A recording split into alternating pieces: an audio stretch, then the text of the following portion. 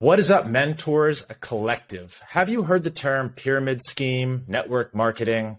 Well, in this episode, I am going to tell you why you need to do it, despite everything that you may have heard, people you may have talked to. If you're interested in business and you want to build the skills and see if you have what it takes in a nearly risk-free environment, I'm going to make the argument with a colleague who knows this field much better than I do. But if you're interested in entrepreneurship, you're interested in making money, you're interested in driving a cooler car and having the freedom that network marketing allows you to have, this is going to be an episode you're really going to want to pay attention to. And if you've heard the term network marketing before, you've probably heard of the company Monat, one of the most prevalent companies in the space. And I am humbled and honored on this episode to have one of the foremost experts in network marketing and one of the founders of Monat. Tony Van Schuyck, welcome, and thank you so much for spending your time with me here to educate my audience on this specific topic. Thank you. Well, Jay, I'm honored to be here, and I cannot wait to share something that I truly love. Thank you. And I hope to dispel some rumors, hopefully change some minds, and encourage people to enter into this space. Because I think over the past decade, and you can tell better than I will, that the space has maybe attracted some interesting players and connotations that may have turned people off to it. But I always tell people who are into it or try and get me involved, good for you. I'm glad you're doing this, you're getting the education, you're bettering yourself. So I'd love to just kind of start with a brief overview. What is network marketing on a very beginner surface level? So network marketing actually is when you sell a product or service that doesn't go through the 5 chains of the supply chain. So it is direct to consumer, and it is word of mouth marketing. Social selling is what we really call it now.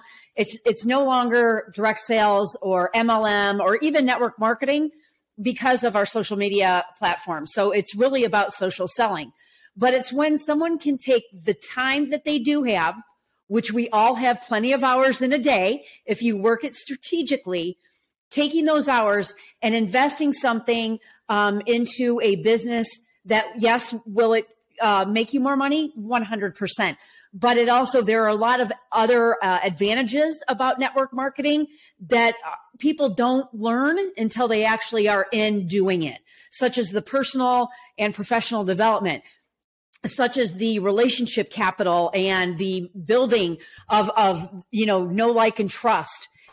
There's just so many different facets. And I think that's why I truly love this industry and why I've been in it for over 25 years.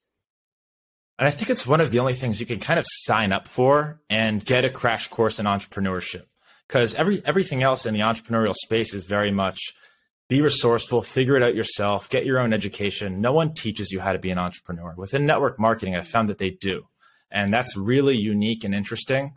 And for people that don't know how to get into entrepreneurship, I think it's the best way, because the first step is always the hardest. And I think this is a really easy, safe, and important first step to take. Walk me through a couple of the different evolutions of social selling, because it didn't start as that. And it goes by a lot of different names that people call it and may have heard in passing.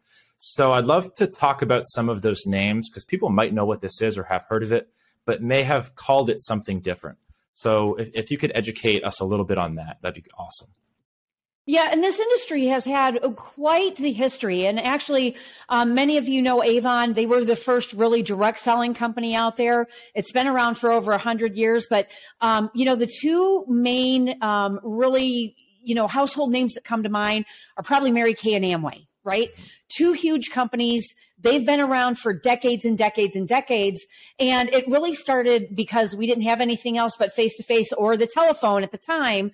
And that's how you marketed your business is talking to people and letting them know what you're doing. Well, you know what, Jay, for any entrepreneur, it doesn't matter. If you have a closed mouth, you have a closed business. If you are talking to people and sharing about your business, then you're open for business. But that's originally how we got started, right? And then it started to transform with technology. Now, I'm going to tell you, I love the face-to-face and, over the phone, and Zoom has been totally instrumental for us. I don't do a call anymore without being on a Zoom call, because I want to see, I want to be with people, talking with them, not at them. But I will say is that, through the, technology course that we've been through over this last 20 years, and of course, our main thing when we started this back in the 90s and early 2000s was freeconferencecall.com, where you could all be on together and having a conversation. And then it morphed into, we can take it another step further with technology. And you had GoToMeeting, Citrix, and now Zoom, which is prevalent, and StreamYard and all of these other platforms, which are absolutely fantastic.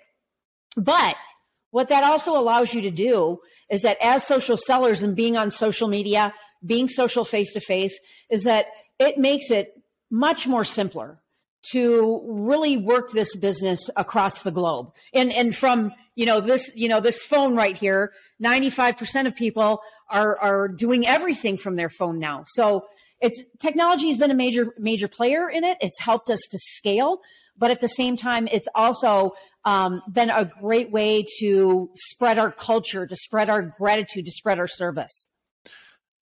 I completely agree with you. I'm sure technology has changed network marketing into social selling, and the evolution. I wonder if the names have changed with the technology. You mentioned one, for example, MLM, which I know stands for multi-level marketing. Not a lot of people do, or maybe they've heard MLM before and don't associate it with social selling. When did those names change? Why did they change? Are they the same thing? There's MLM, network marketing, social selling. Pyramid is something that's been thrown around before. So walk me through some of the nomenclature. Yeah, so pyramid was it really got that name back in the 70s. And we're still talking about that term today, right? Where, only the person at the top makes all the money and it's a scam, right? Mm-hmm. Well, that's not true, because you know what, Jay, we have people that started this company. We have people that come in 2 or 3 years ago, and they're out earning, the first top income earners, and they're still a part of their organization or team. So that dispels the pyramid right there.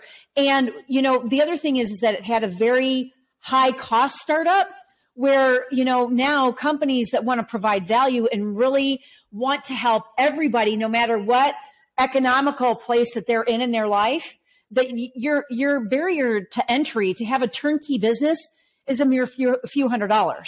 Right. Well, I don't know about you. I used to own brick and mortars, and it wasn't a few $100s to run the business, right? But also get the training and teach you how to be an entrepreneur, and true to what you were saying before. And I'm so glad, that I followed this journey, because, my mom was a business owner. She did well. My dad was an employee all of his life, but he did something that he loved, and they both had really great work ethic.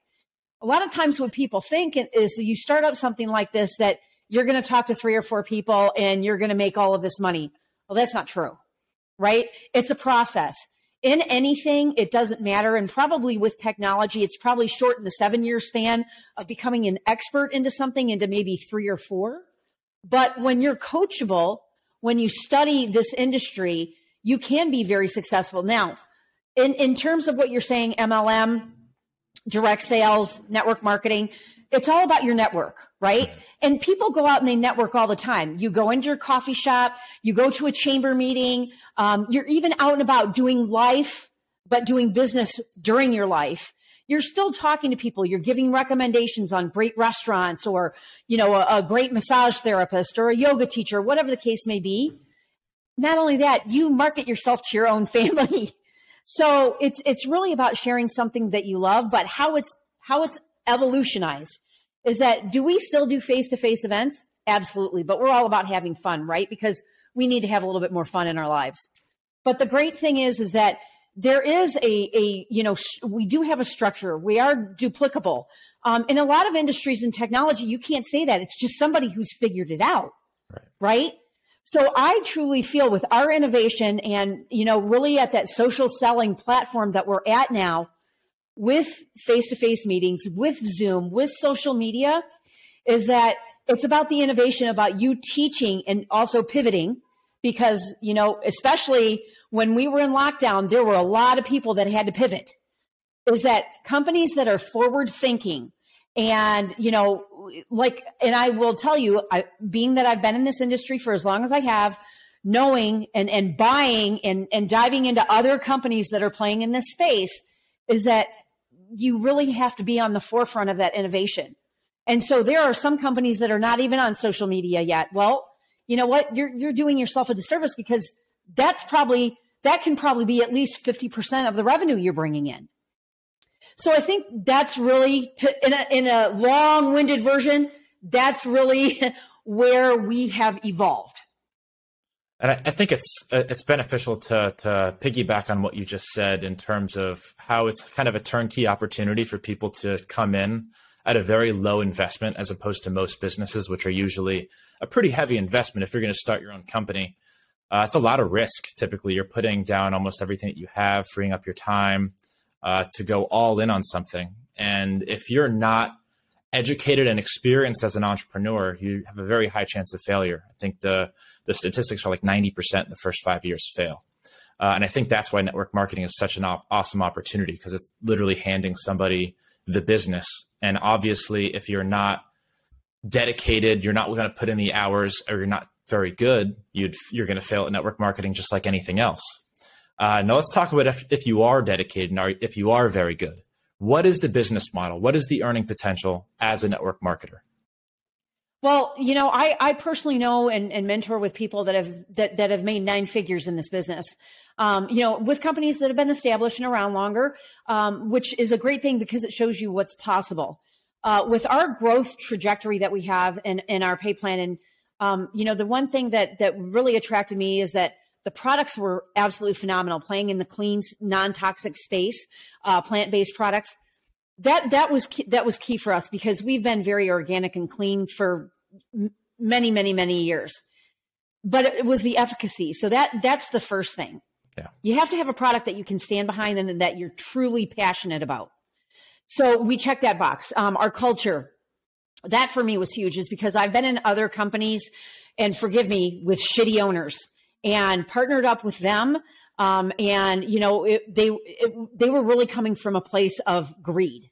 And so therefore I knew what I didn't want. And I knew that culture and people had to be number one. And I will say that I feel that we have done such a great representation of that, as far as our gratitude, our giving back. You know, this is really a business of service, because you can't be successful in this industry without serving other people, period. You'll get to a certain level and then you'll plateau and then you'll drop down. But when you truly have other people's interests at heart, that's what makes the difference. The third thing is that we wanted to have a pay plan that no other company had, which 8 years to this day, to when we launched in 2014, we keep adding to it as we grow as a company. Because it's really important, because it's your people that are the investment. It is not the product. It is your people. And in network marketing, your people are key. Your leadership is number one. And so therefore, you know, we created that, but we also created a comp plan that still pays out the best in the industry at over 50 cents on every single dollar that we receive. We put that back into the field. And so that for me was huge, because it told me right away, you know, exactly how we valued people is creating that platform. So I'm going to tell you something else. Network marketing, you might think technology does it, or maybe real estate or something other than that. But network marketing is the number one industry that creates the most millionaires. Very interesting, you know, statistic.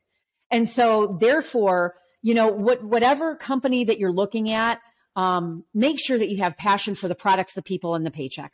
That's it. But do yourself the due diligence and make sure that whoever you're going to partner up with, not that it's your friend Susie Joe from next door, you really want to do this and you want to make some money, you've got to find a leader that's going to lead you that you align with. It's funny that you said network marketing creates the most millionaires. A year ago, I don't think I would have believed you. And I had an experience this past year since moving to St. Petersburg, Florida. We met a friend, Cisco, such a cool, laid back guy. Had never been to his house. One day he invited us all over to a party at his place in Clearwater. So we all went over, and this man lived in a mansion. He's so unassuming, you never would have guessed. This giant sushi tray comes out, and everyone's like, Cisco, we had no idea you were filthy rich.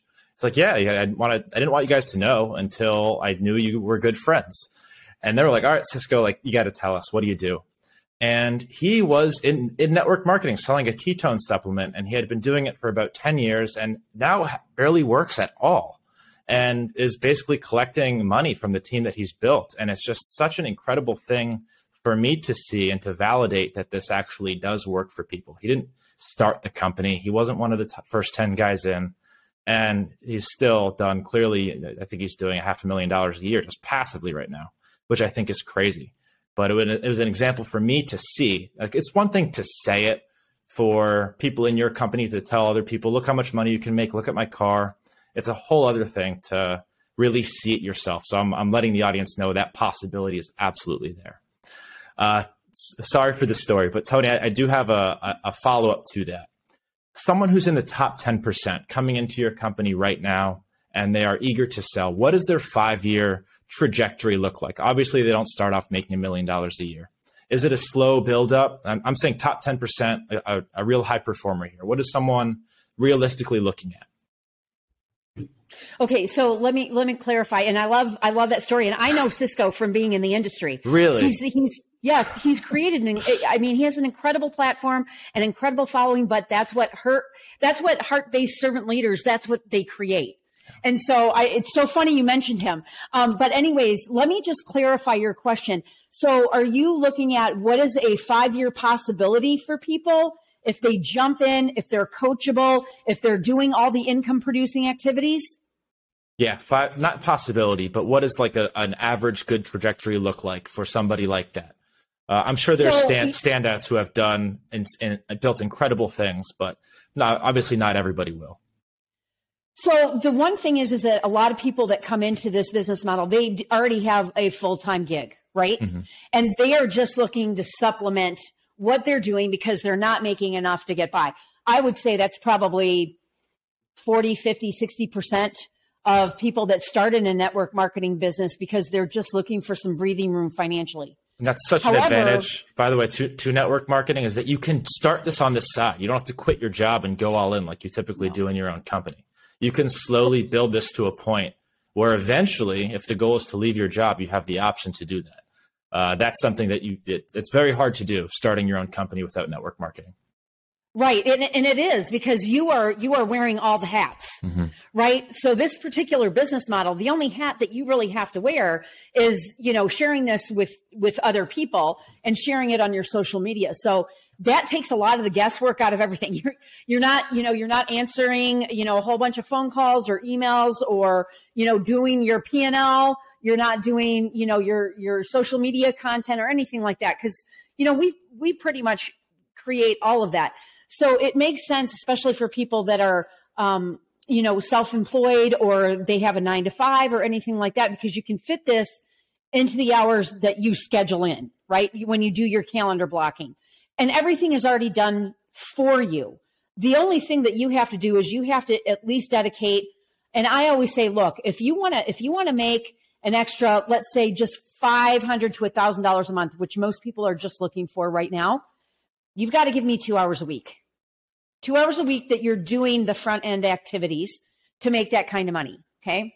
Now, if you want to go above and beyond that, you just, use the math multiplier. Well, if I want to go 2,000, I'm going to have to put in, 4 hours a week or whatever the case may be. So there is a time to income ratio that we help people figure out. But people that have been in this long term, and we have a lot of people that have been here even since when I started 8 years ago, and, they're bringing in, and again, I'm not making income claims or anything like that. You can go to our income disclosure. But they're bringing in, mid-5, high-5, 6 figures a month. That's even $1,000 a month, Jay. That's life-changing money for most families right now.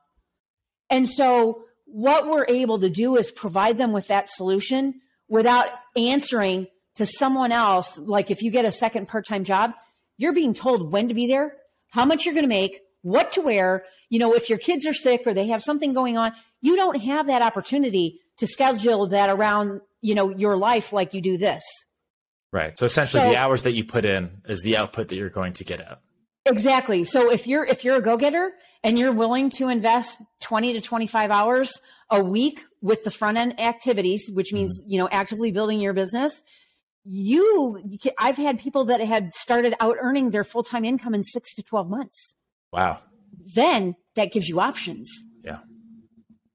So, it's just food for thought and something to think about, that when, especially right now, the two things, Jay, people are looking for is just to alleviate gas and food they're putting on their table.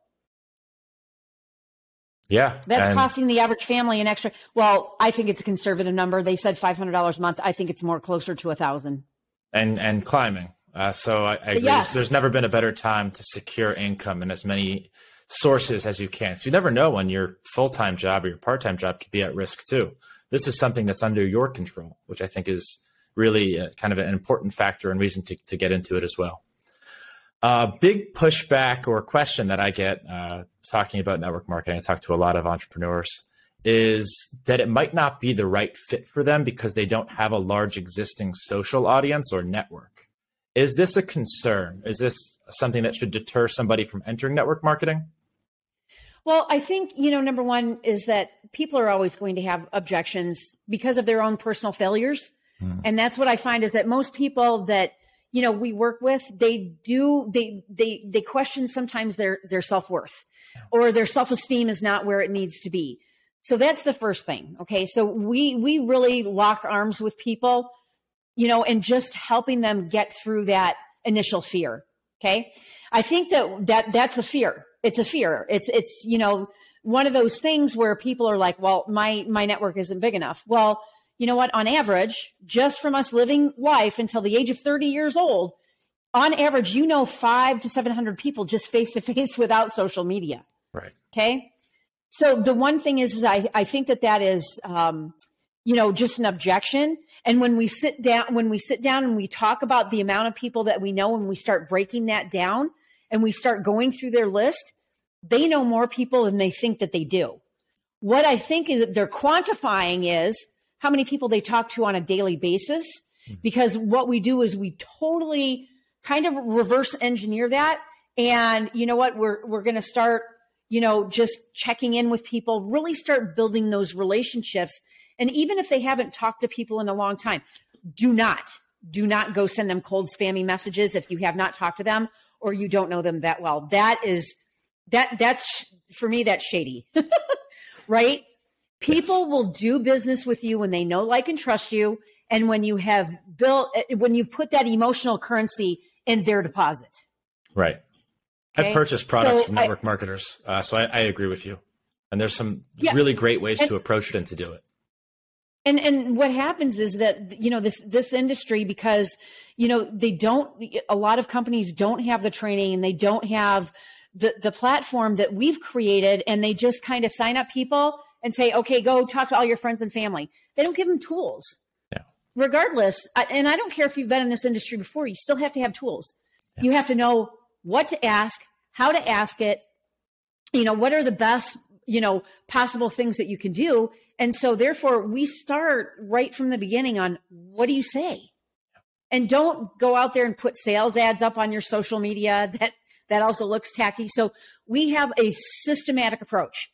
So anyone that has any objection, I've usually been through it, or, someone that we know has been through it.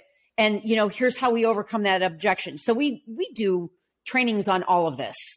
It's funny. It's literally building a business because you're learning how to market and sell, but also to recruit, train, lead, and manage. Because like you said, you got to make sure that your team has the tools and knows how to use them so that they can then go on and sell and recruit more. So it is building a business. It's the same skills that I use and practice every day in my service company. Very, very interesting. I would also love to spend a couple minutes entrepreneur to entrepreneur talking about the decision and what it's been like to start a network marketing company, because that sounds daunting. It sounds like a massive undertaking. Getting people to sell for you, it has been one of the hardest things that I've encountered as an entrepreneur.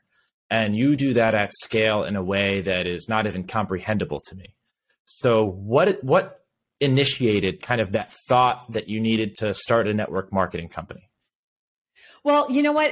I've been direct to companies before, and just seeing the value that companies can provide and do for people. And so I'm always thinking residual income, right?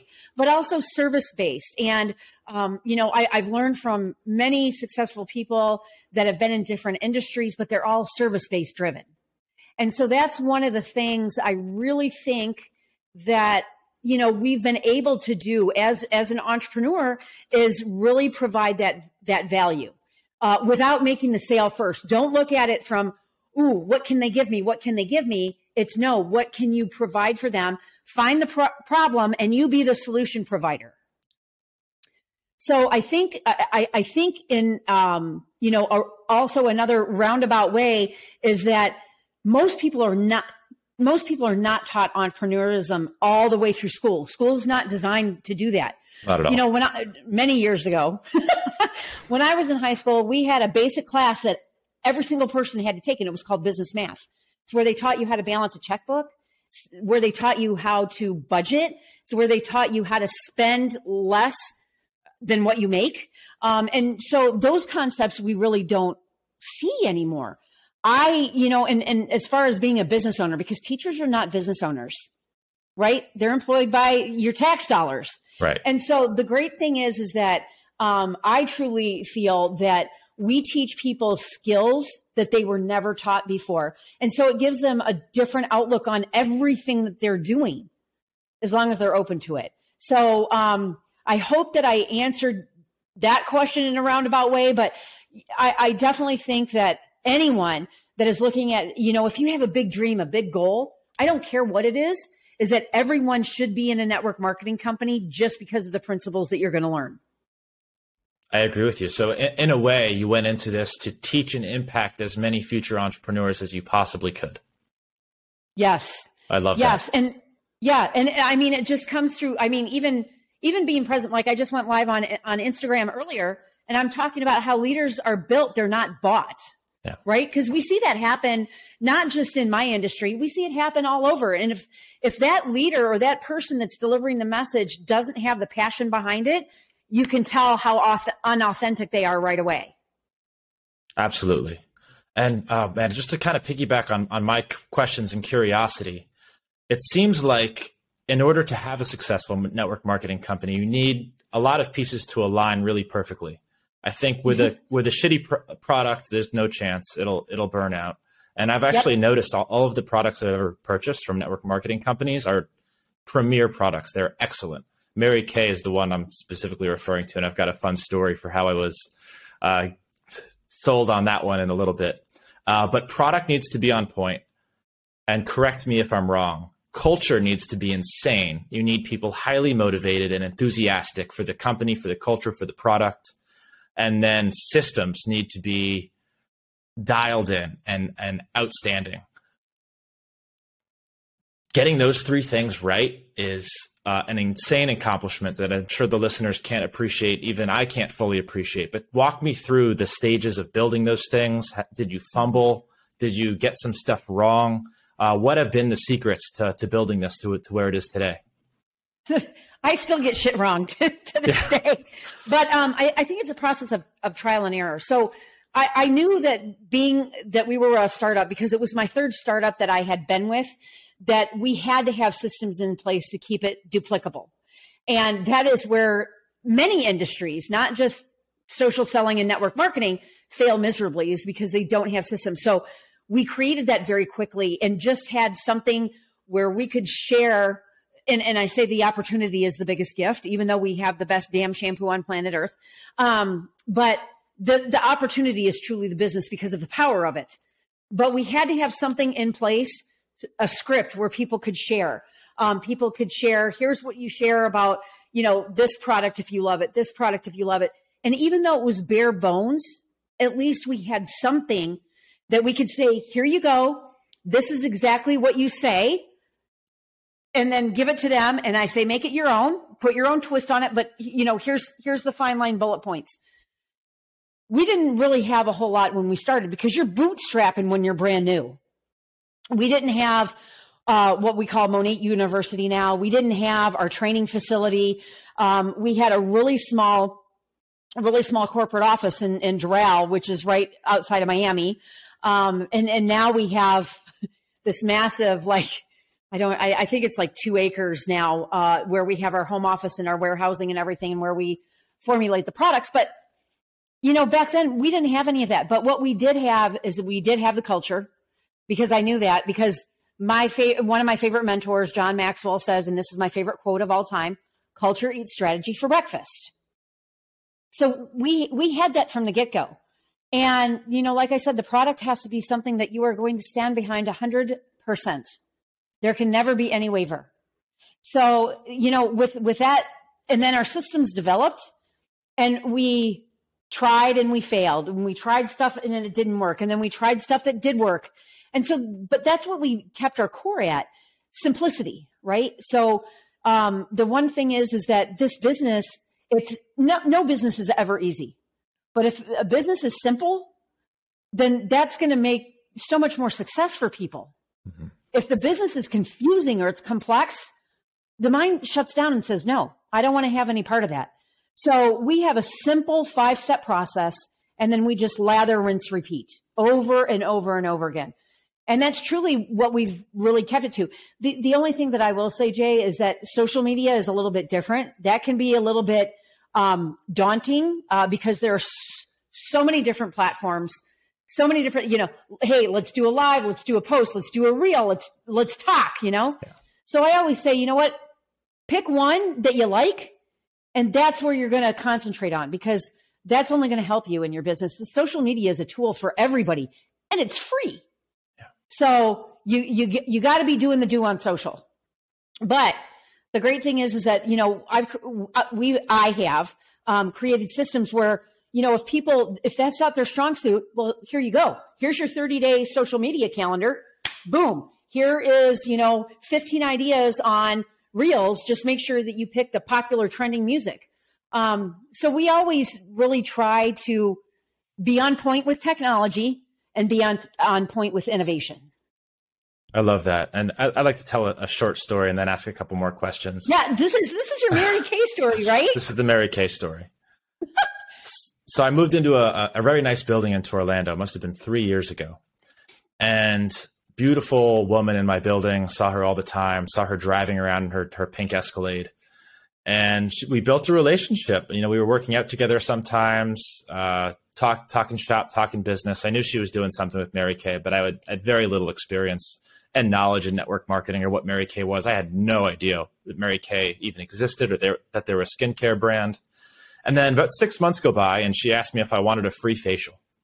And that she was doing it for training for one of her associates. I'm like, hell yeah, I'll take a free facial. Like, let me know where to show up. Free facial time. Eventually, I show up at her office place, and a little bit of a bait and switch, realized that it was not a free facial. It was a facial that I was doing on myself with their skincare products. There was one of her associates present to kind of learn how to sell using the free facial tactic, how to walk someone through the free facial, and realized at that point, not only was I getting kind of a skincare coach out of it, I was asking questions, they were telling me what to do, but I loved the products. I felt a little bit less duped and was like, okay, you know what? This is cool. I'm asking questions. She knows her shit. She's a skincare coach. I like the products. Ended up buying $200 worth of skincare. I still use Mary Kay to this day. It's awesome stuff. But I guess my point there and my questions is it was such a creative tactic, not only with the pink Escalade, which I'm sure works wonders for recruiting. It's like, wow, she drives that Escalade. She must do well. And then they asked her questions about it. She's like, oh, it's from Mary Kay. I don't even pay for this thing. And then with the facial tactic, it was just a brilliant way to get you in the door and kind of open that bridge to sell product in a friendly way rather than buy the skincare product. So I was just so impressed with the company and with what they had done and come up with. And I'm sure that was after iterations, trial, error, testing. So I have a lot of respect for that company and for Monat, who I've seen and heard about from all over the place. Obviously, no one's trying to sell me shampoo. I'm probably not your target demographic. But my question to you is there anything creatively that you guys have tried, failed, and seen success in that I guess sets you apart from other companies? And is that look like wow factor for people? Like, oh, Monat, what is that? Yeah. So Jay, I'm going to tell you, we have great products for men. You're going to love our shampoo because I'm going to send you some. But the one thing that I will tell you is that people right now, they want to gather. They want to have fun. So we've really looked at creative, unique ways. Yeah. Like we're doing a gratitude event, a fundraising event. Is it next week? I think it's next week. I don't even know what today's date is, but we're doing a really creative event where, we're having a PJ party at our local independent owned bookstore. And we're doing a fundraiser to raise pajama funds or donate pajamas for our local orphanage here, because we have a real problem with, children that do not have, parents. Yeah. So we're always looking at, combining fun events to give back, and especially through other entrepreneurs. So, we've done creative things like that. Like we'll do like a game night, or we'll do a wine and wash party, or, sometimes my husband will have the guys over, and they'll do like, when they, what they do in the beginning when they're betting on their football pool. Just different stuff, but it's social in aspect, but we can also get to know new people. We're still talking about the business, but it's not like we're not selling them something. We're sharing with them something that we truly love. And I think that's where people got away from the shitty hotel meetings, yeah, where, you didn't know why you were there and you got meted by some guy in a 3-piece suit you don't know. And then you got the business opportunity shoved down your throat and you couldn't leave the room until you pulled your credit card out. Right. Right. That's not what this industry anymore. It's about bringing people together. And so, therefore, that's why we're always looking to have fun. That's the first thing, a component to giving back, another component to bring people together, and just to get to know people in your community, especially when you're doing local events. So, that's really how we've structured it, and it's been very, very successful. I'll give you one other example, and I'm so jealous I can't go. So one of our regional directors, she knows the guy. It's on Airbnb, but it's some famous mansion right outside of Chicago, right? So they're having they rent it out, and it's on Airbnb. It's like a 30-room home, and so they rented it out for one night because you can rent it out for events. And they're having this really fun event. They're going to do a holiday theme party. It's probably going to be ugly Christmas sweater. Someone's going to get a prize for the worst one. But, they have this all figured out. Like they're going to have a special mocktail, a special cocktail. They're, serving, they're having a cookie bake off, just stuff like that. And I'm not just saying this is not just for women. Men do their own thing, right? This is just women's way of gathering. Yeah. But, yeah. So, just different fun themed ideas where you can honestly have a great conversation. You can talk about business, but you can also get to know other people. And I feel like a little bit of the FOMO is built into the culture too. People sharing those cool things on social media. Everyone wants to be part of the family, part of the team. And that's, I think, in this day and age with social media, the best way to attract people is make it look really fun on social, and people will want to join in on the party and see what it's all about. Yep, 100%. I love that. So you're the author of the Effing Simple series, and that's a series of books and educational courses to help people get into this world. Talk to me a little bit about that series, and if you could kind of break down the stepwise approach that you take in your curriculum that people can take and you take people through in order to kind of reach the final destination. Yeah. So, we had talked about simplifying everything because everything seems so convoluted and complex these days, especially in this industry. So I just finished our fourth book, actually. But the first book was all about network marketing. Being that I, truly am a servant of this industry, and I want to change people's entire perception about, what network marketing is, because there's still a lot of people, they don't know. They're just not educated about what it really can do. So the first book was non-negotiables about this industry, how you can be successful, what behaviors, best practices that you can be to be successful.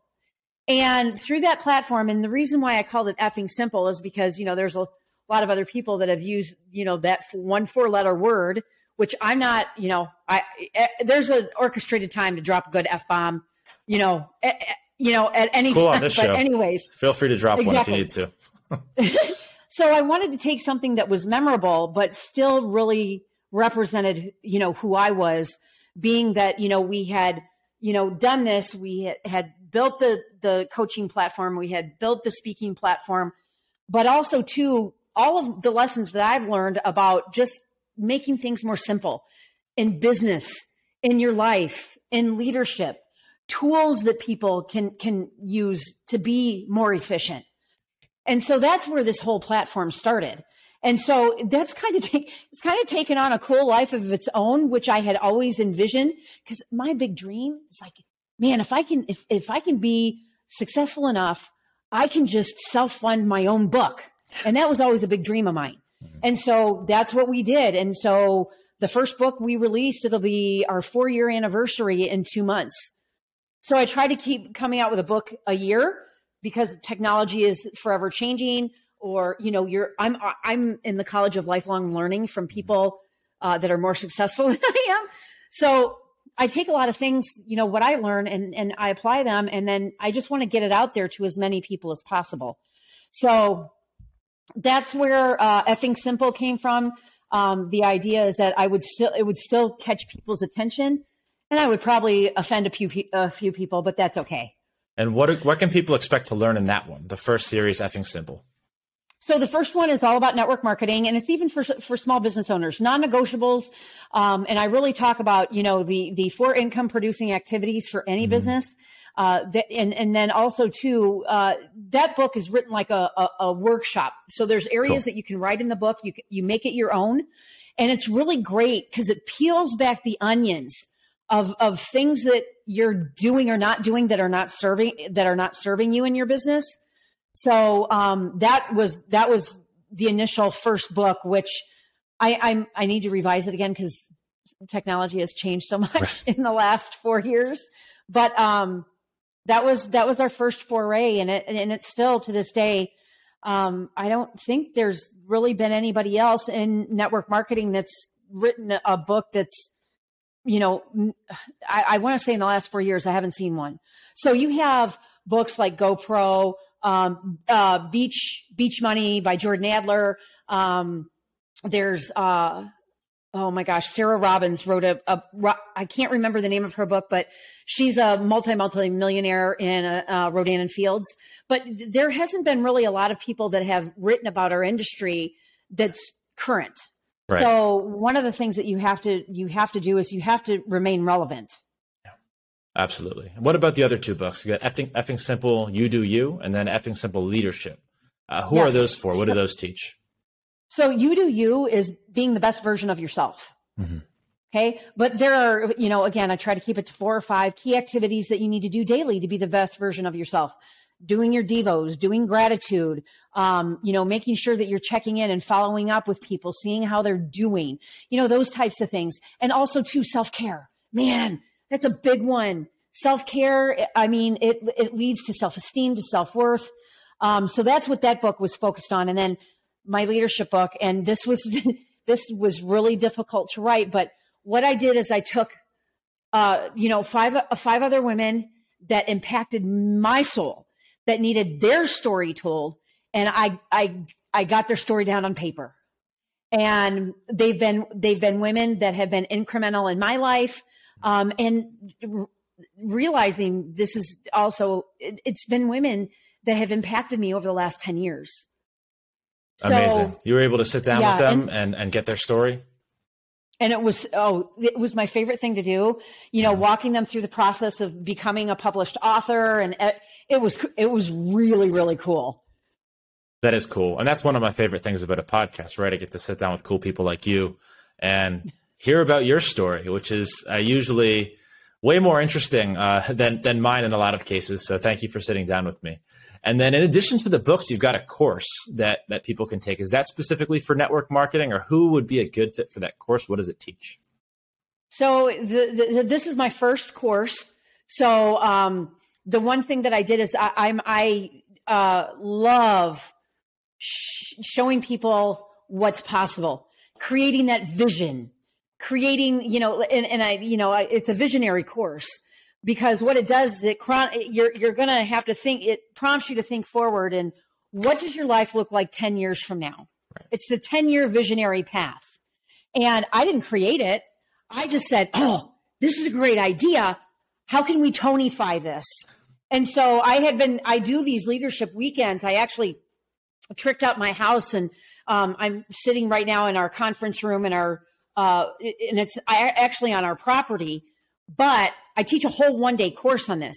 So I'm like, if I can take a 1-day course that people are spending 10 hours in doing, and I can offer that and scale to people that are really, and most people don't know their true why of why they're on this earth, Jay. And so again, you have to help them uncover it, and you have to keep helping them uncover more and more and more. And just like I said before, peel back the onion layers. So this course is designed to take people through, what do they want in a year from now? What do they want in 5 years from now, in 10 years from now? 10 years ago, you probably didn't even think that you're going to be at this point in your life, right? Where you have this amazingly successful podcast, and you're out there on social, and you're doing all these great things. We don't realize how much we can scale in 10 years. Right. Right. And so it's about breaking that 10-year vision down and going backwards. Most people look at a vision, even a 1-year plan, and they look at where they are now and they move forward, when you actually have to break it down and work it backwards. So that's the course. And I have to say, being that, I've taught this class now for 2.5 years, and I've probably done 20 or 30 of them, is that these are rote fundamental things that people need to do to unlock their dreams. It's funny when I get to talk, the chance to talk to people such as yourself who are very successful. Oftentimes money is no longer an object of concern, and they can really start thinking about, what is my dream? What is my purpose? What is my goal? It becomes very interesting, because I feel like until you reach that point, it's like, I need to make more money. I need to make more money. I need to make more money. And then you don't need any more money. And then what? So I'd love to ask the question, what is kind of your purpose? What is your 10-year plan? Is it impact? Is it legacy? Is it dynasty? What drives you now that you've built this successful company? So you know what it's really about right now? It's about helping other entrepreneurs. Mm-hmm. I just was on a phone with a gentleman today, and he's like, yeah, and he's got this really, really cool, he's a former military man. And I'm just going to use TJ as an example, because it's a conversation that I just had. Somebody I don't really know. We connected through another mastermind. We're always on up each other's social, checking everything out. And he was formerly in the service. And so he created what he called a whoopee. And if you know anything about, kids, they call their blankets whoopies. And this is what servicemen know, they don't ever leave without this thing, because anything could happen at any time. And it's like this parka you roll up, and it's a blanket, and it has all these other features, right? And he's like, man, you're one in, and we're only doing 30,000 a month. I go, dude, I said, do you I said, TJ, do you realize he's never been an entrepreneur before, right? Yeah. He was a career serviceman. Then he went into private security and just launched his own company a year ago. I'm like, do you know how well you're doing for only being in this gig for a year? And so I was, asking him, some stuff about, where's he spending his marketing dollars? How's he outsourcing the stuff that he's not good at? And all this kind of, I want to be a resource for people, because I've not only been in network marketing, I got started in this because our brick and mortars during the recession back in the late 90s tanked. And so I had to think quick on my feet. So I call it serialpreneurship, but just stuff like that. I want to be a resource for people. I want to say, hey, I see this. Here's what I see. Don't do this. Don't do this. Do that, do that, do that, because I've already done it. Right. So if I'm adding value to them, which means in turn for me, that's the greatest gift I can get. But also too, is that, I'm looking at different things that I've never done before. Like I just invested in real estate, building our CRM. Yeah. That was a huge undertaking and a huge investment and a lot of blood, sweat, and tears. And it's stuff that I see that there's a need for that we don't have, but it's specifically related to entrepreneurs. Awesome. So, and being that, we started our investments in real estate. Now we're creating that so I can have that as a resource for people that want another residual stream of income. Mm-hmm. That's the cool thing. I want to be the residual income. Like, here you go. Here's this. There's a whole bunch of different ideas, but it's all about residual income. You got to have at least 4 or 5 streams. I think the average millionaire has 7 streams. Such an interesting data point. Now, in your research and your journey into figuring out what your purpose was, which I'm sure wasn't easy, obviously now you're teaching it, is there any specific nugget of information or knowledge that you can share with the listeners that might help guide them down the right path to finding out what their purpose actually is? Well, first of all, it doesn't matter what you do. You got to show up relentlessly and you have to be consistent. Okay. And I truly believe that God put each person on this earth for a gift that you have within you. And you probably have suppressed that gift. 95% of people have, because as a child, you had all of these wild dreams and imaginations. And then you were told, no, you won't make money at that. Nobody makes money at this. The purpose for your reason here, and maybe you don't know that purpose is, go back to look at what interests you. What do you love to do? What is your calling? What is something that you can't wait? Like if you've got the 9 to 5, what can't you wait to get home to do? And maybe, you know what? Maybe you're a parent and you just love being with your kids. Okay. I mean, there's an opportunity there. Start a daycare. Who knows? And you could be with your kids 24/7. By the way, that's what I did when my kids were really little. That was my other brick and mortar, was a daycare. But the great thing is that no matter what that is that if you are not living in your purpose, you'll never be able to scale on that income scale you want to scale on. That's great wisdom. You just got to find a way. Thank you for sharing that with us. That's impactful. So final question here, Tony. This Mentors Collective, I ask everybody this towards the end. If you could pick one book that you would suggest, and you can't pick your own, that listeners should read that's been impactful for you, what would that book be? And second question, what mentor has been impactful for you? And ideally a name like Maxwell, like you mentioned earlier, that people can go look up and consume their content. Yep. So John he's in my top 5. Absolutely top 5. But, I have to recommend High Trust Selling by Todd Duncan. I mentor with Todd personally. He is just the most amazing, heartfelt human, one of the people that I've ever met in my entire life.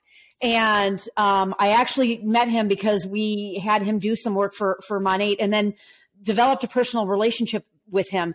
Funny story, and I just got to tell you this real quick, Jay, is that my 14-year-old daughter saw him when he spoke to us for the very first time in 2018 or 2019? I can't remember, but it was at our annual conference and he was on there, blew everybody away.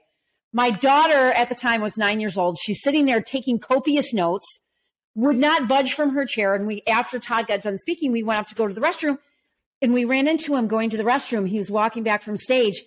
And, he's 6'4" and Catherine is very short. She goes up to his lapel and she goes, I want to tell you, I've seen a lot of speakers since we've been doing this. And you were by far my favorite. 9 years old. 9 years old. And he got down on one knee and he said, you are incredible. He goes, you are so special. You're going to do amazing things. She's never forgotten that day. We personally exchange text messages. We have calls. He checks in on Catherine. I mean, this guy's making probably 9 figures a year. Yeah. And he took the time. And so it's heartfelt people like him and Maxwell that I really gravitate towards. But he's my ultimate favorite. Yeah. It's amazing when someone you respect and admire like that, and you meet them in person and they're actually a good human. It's such a good feeling.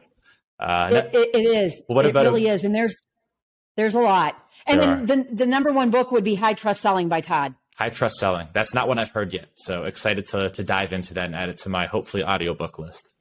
Now, Tony, where can people find you, connect with you if they enjoyed our conversation and want to hear more?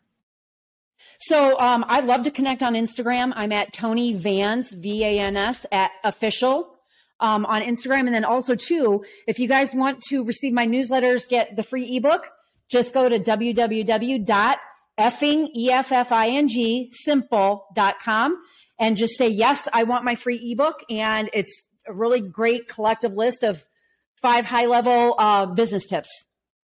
Appreciate it. Everyone listening, go follow Tony. And if you love this episode, please leave us a 5-star review. And Tony, thank you so much for your time. It's an honor to speak with the founder of one of the biggest and most prolific network marketing companies that I know of. So I've had a ton of fun here. Excited to have you in my network as a mentor for me.